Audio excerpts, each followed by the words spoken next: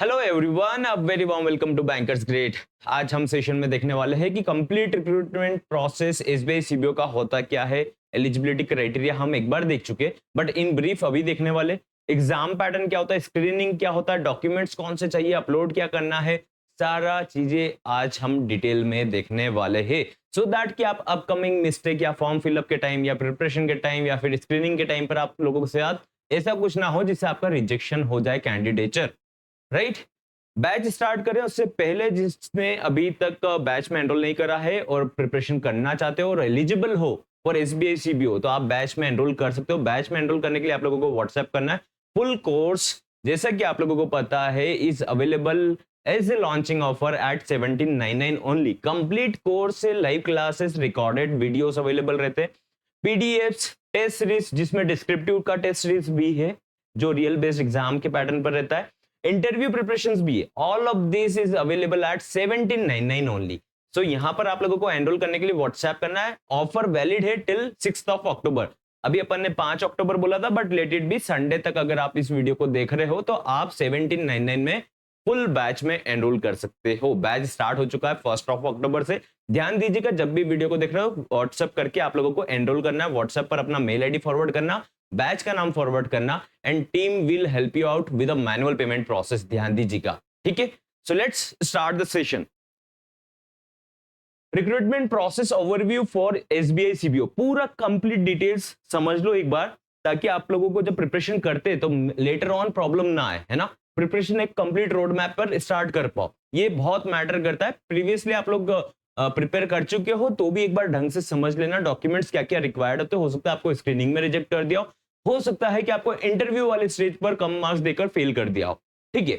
तो form fill up होता है, सबसे पहले सभी को पता है। एलिजिबिलिटी क्राइटेरिया सबसे पहले आप देखो यहां पर कि एक्सपीरियंस रिक्वायर्ड होता है 2 years as an assistant manager और अबव ग्रेड। याद रखिए यहां पर असिस्टेंट मैनेजर है और या फिर डीएम हो, एम हो, एसएम हो, कुछ भी हो, लेकिन अगर आप M grade and above grade पर हो, आपका एक्सपीरियंस 2 साल का है उसी पोस्ट का, तो आप एलिजिबल हो फॉर एसबीआई सीबीओ। ध्यान दीजिएगा, ठीक है। यहां पर कॉमर्शियल बैंक का एक्सपीरियंस वैलिड है, एनबीएफसीज, एचएफसी, इंश्योरेंस कंपनीज का एक्सेप्टेबल नहीं है, ठीक है। रीजनल रूरल बैंक, आरआरबी और स्मॉल फाइनेंस बैंक, ठीक है। तो कॉमर्शियल बैंक होना जरूरी है, आरआरबी या फिर स्मॉल फाइनेंस बैंक आप कंसिडर कर सकते हो। तो 2 साल का एक्सपीरियंस मिनिमम होना चाहिए, ठीक है। कब तक होना चाहिए, जब तक नोटिफिकेशन आउट होता है तब तक के लिए, है ना। अगर आपका एक्सपीरियंस मतलब 2 साल का कंप्लीट हो रहा है by the end of October, तो आप लोग एलिजिबल हो।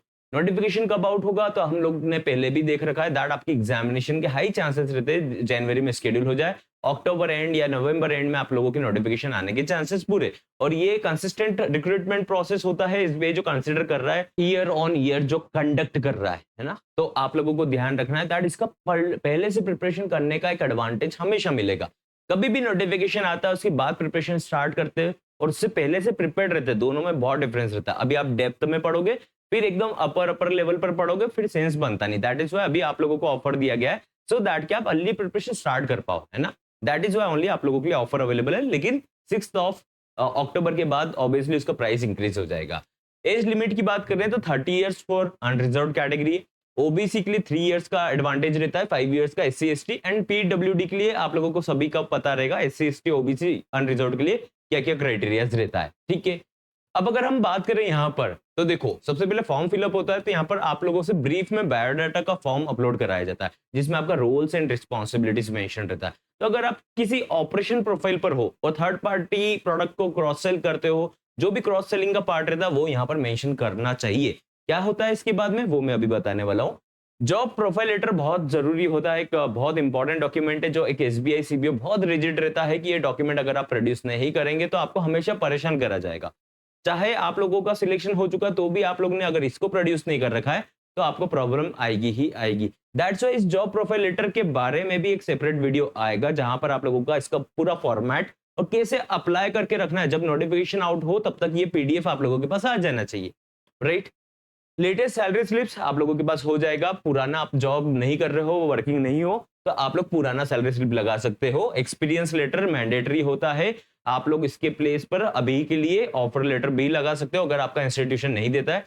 फॉर्म 16 जरूरी होता है, ऑफर लेटर की जगह ऑफर लेटर लगाना रहता है, नहीं होता है तो कंडीशनल ऑफर लेटर भी लगा सकते हो या फिर इसके प्लेस में कुछ रिलेवेंट डॉक लगा सकते हो। Educational certificates like relevant marksheets, degree certificate PDF form में सभी लगता है और अपलोड करना पड़ता है जब आपका एप्लीकेशन फॉर्म आते, ठीक है। तो उससे पहले डॉक्यूमेंट्स होने चाहिए। यहाँ पर किसी किसी के पास डिग्रीज नहीं होता है तो प्रोविजनल डिग्री से भी काम चलता है, do not worry about that, लेकिन यहाँ पर अपलोड करना पड़ेगा।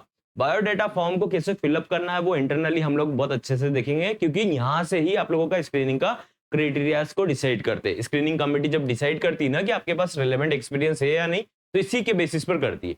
अब एज लिमिट आप लोगों ने देख लिया है। Now let's talk about the written exam. अब यहाँ पर देखो सबसे पहले तो नेगेटिव मार्किंग नहीं होता है, ठीक है। नेगेटिव मार्किंग नहीं होता, टोटल मार्क्स होते हैं 170। इसमें 50 मार्क्स का डिस्क्रिप्टिव रहता है, 120 मार्क्स का आपका रिटन ऑब्जेक्टिव बेस्ड टेस्ट रहता है, ठीक है। उसके सब्जेक्ट्स अभी देख लेते हैं। यहाँ पर एग्जाम पैटर्न की बात करें तो नॉलेज, बैंकिंग नॉलेज जो रहता है, जिसमें आपका कोर बैंकिंग वाला पार्ट रहता है। कल से हमने बैच में स्टार्ट करा है बैंकिंग नॉलेज, 1 अक्टूबर से बैच स्टार्ट हो चुका है।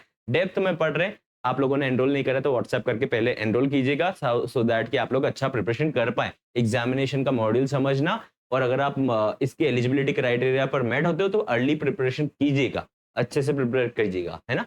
करंट अफेयर्स की बात करें तो 30 मार्क्स का रहता है, 30 क्वेश्चंस रहते हैं, 30 मिनट्स का टाइम रहता है। इंग्लिश लैंग्वेज रहता है 30 marks, 30 question, 30 minutes. Computer aptitude जिसके अंदर रीजनिंग पूछा जाता है, ध्यान दीजिएगा, कंप्यूटर एप्टीट्यूड यहाँ पर सिलेबस में मेंशन रहता है, बट यहाँ पर रीजनिंग आता है। 20 questions, 20 marks and 20 minutes. I hope इतना डेटा आप लोगों को क्लियर है। डिस्क्रिप्टिव राइटिंग होता है, जिन कैंडिडेट्स का ये रिटन कट ऑफ क्लियर होता है तो उनका डिस्क्रिप्टिव राइटिंग चेक करा जाता है। लेकिन जब आप एग्जाम देते हो तो जस्ट इस एग्जाम के बाद में आपका डिस्क्रिप्टिव राइटिंग हो जाता है स्टार्ट, मतलब वहां पर आपको सिस्टम में बैठकर टाइप करना रहता है।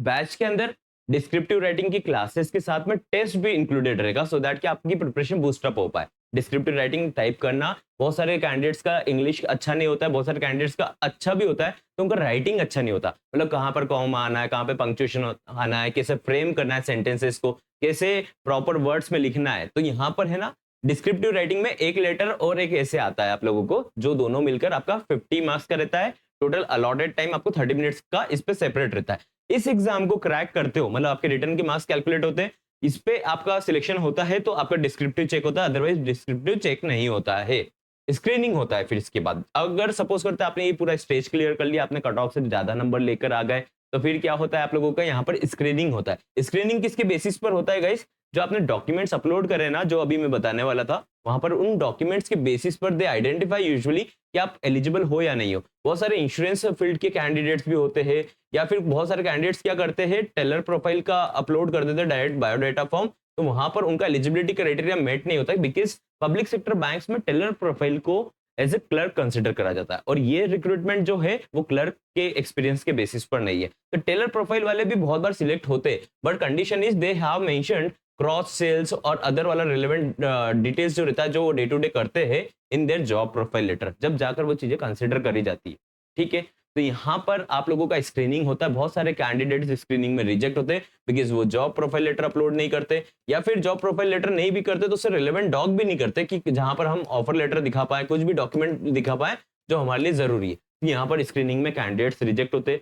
जो कैंडिडेट्स शॉर्टलिस्ट होते हैं उनको इंटरव्यू का कॉल आता है। अब इंटरव्यू का कॉल आता है तो उससे ये मतलब नहीं कि वहां पर उसके बाद आपने जॉब प्रोफाइल लेटर प्रोड्यूस नहीं करा था तो आपको परेशान नहीं करेंगे, फिर आपको वहां पर इंटरव्यू के टाइम पर जॉब प्रोफाइल लेटर मांगा जाएगा। यहाँ पर एक कॉमन मिस्टेक क्या करते हैं कैंडिडेट्स, कास्ट सर्टिफिकेट नहीं प्रोड्यूस करके रखते, मतलब उनका ऐसा लगता है कि वो ओबीसी पर है, एससी एसटी पर है, ईडब्ल्यूएस कैटेगरी पर है, लेकिन डॉक्यूमेंट्स होता नहीं है उनके पास और उससे पहले ही वो अप्लाई कर देते हैं इस कैटेगरी में। फिर डॉक्यूमेंट्स के पीछे जाते तो डॉक्यूमेंट्स अरेंज नहीं होता, तो वहां पर भी उन लोगों का रिजेक्शन होता है लेटर ऑन इंटरव्यू स्टेज पर कि आपके पास कास्ट सर्टिफिकेट नहीं है। और कास्ट सर्टिफिकेट का भी एक फॉर्मेट होता है जो सेंट्रल लेवल का एक्सेप्टेड होता है, उसी पर आप लेकर जाएंगे तो आपको एक्सेप्ट करा जाता है, अदरवाइज आपको रिजेक्ट कर दिया जाता है। तो यहाँ पर इन डॉक्यूमेंट्स का हमारे पास अरेंजमेंट पहले से, एप्लीकेशन फॉर्म आते हैं उससे पहले से अरेंजमेंट होना बहुत जरूरी है, ठीक है। नहीं होता है तो हम एक तुक्के में अप्लाई करते हैं, बाद में डॉक्यूमेंट अरेंज नहीं होता है और हमको इंटरव्यू में रिजेक्ट कर दिया जाता है। तो इंटरव्यू होता है, यहाँ पर भी आप लोगों का जॉब प्रोफाइल लेटर देखा जाता है। बहुत सारे कैंडिडेट जो सेल्स ऑफिसर का एक्सपीरियंस रखते हैं उन लोगों को बहुत बार यहाँ तक बुला लिया जाता है, फिर यहाँ पर आप लोगों को इंटरव्यू पर या फिर आपके इंटरव्यू नहीं देने दिया जाता है, या फिर आपको देने दिया जाता है तो आप लोगों के मार्क्स एकदम इंटरव्यू में फेल कर दिया जाता है। तो ये एक पूरा कंप्लीट प्रोसेस है जो आप सभी को ध्यान रखना है if you are targeting SBI CBO 2025, ताकि हम लोगों का कोई भी कमी ना रहे, हम प्रिपरेशन करें और हमारे डॉक्यूमेंट्स अरेंज हो और हमारे पास पूरा फॉर्मेट में सब चीजें हमारे नॉलेज में होनी चाहिए कि यार क्या क्या रिक्वायर्ड है at every stages for the recruitment process of SBI CBO. I hope session से आप लोगों को हेल्प मिलेगा। This is in very brief so that कि आपको आइडिया लगे दैट आप टारगेट करना चाहते हो इस एग्जाम को, बट टारगेट करने से पहले पूरा रिक्रूटमेंट प्रोसेस समझना बहुत जरूरी है कि एग्जाम पैटर्न क्या होता है, पेपर लेवल क्या होता है, लास्ट ईयर के क्वेश्चंस क्या थे, कट ऑफ क्या थे, इसके बारे में हम सेपरेटली डिस्कस करेंगे। बैच में एनरोल करने के लिए आप लोगों को व्हाट्सएप करना है। Team will help you out with the manual payment process. WhatsApp number screen पर अवेलेबल है। I will see you in the next session with job profile letter details. उसका सैंपल देखेंगे कैसे अभी से अप्लाई करके रखना है, सो दैट कि जब नोटिफिकेशन आए, क्योंकि आपको अभी 1 महीना तो लग ही जाएगा उस डॉक्यूमेंट को अरेंज करने में, तो नोटिफिकेशन आएगा तो आपके पास वो पीडीएफ फॉर्मेट में अवेलेबल हो जाना चाहिए। तो उसके बारे में अभी ही डिस्कस करना जरूरी है। तो नेक्स्ट वीडियो उसी के ऊपर आएगा। आई will see you in the next session.